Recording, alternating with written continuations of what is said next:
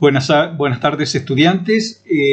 Vamos a dar inicio a la clase número 3 del curso de capacitación laboral, cómputo de materiales para obras, correspondiente al perfil de albañilería nivel 2.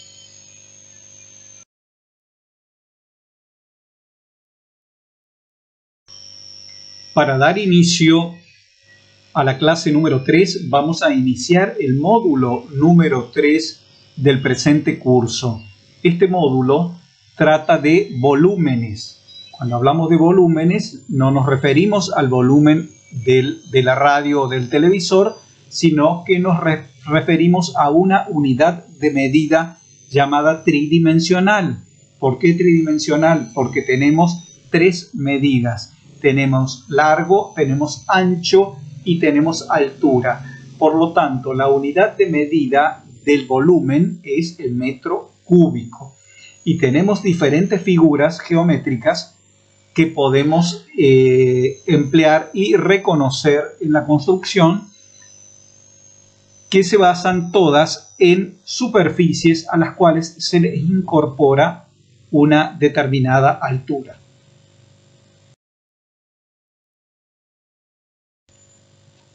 Las figuras geométricas volumétricas tienen dos bases, ¿sí? Una base inferior y una base superior, y también tienen caras laterales para conformar los paralelogramos. Esos prismas pueden ser cuadrangulares o triangulares, o sea que depende de la forma de la base, es el modo de llamar al prisma, si es triangular o cuadrangular.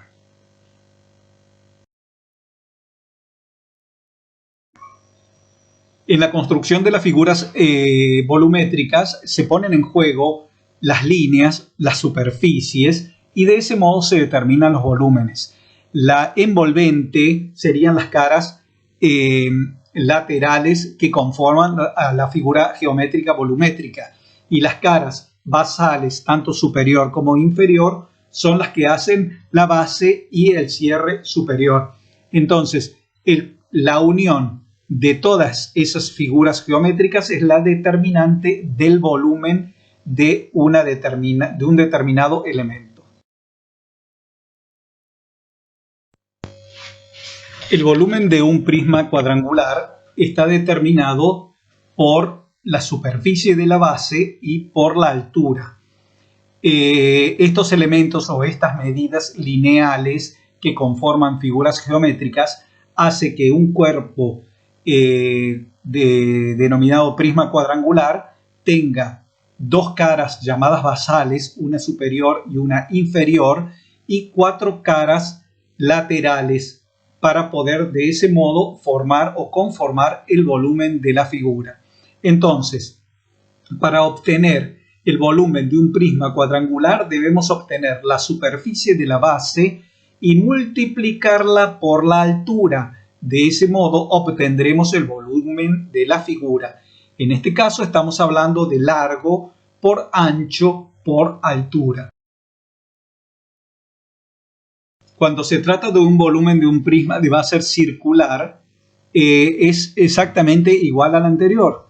El círculo de la base es una superficie que ha sido determinada por un contorno, o sea, una línea circular denominada perímetro, a través del cual se conforma la superficie. Esa superficie multiplicado por la altura nos va a dar el volumen que va a tener ese cilindro. Entonces, para obtener el volumen de un cilindro debemos calcular la superficie del círculo de la base y multiplicarla por la altura. De ese modo obtendremos el volumen de la figura. Entonces, nuestra fórmula sería la constante pi, o sea 3,14, por el cuadrado del radio, que sería el radio al cuadrado, y a eso lo multiplicamos por la altura.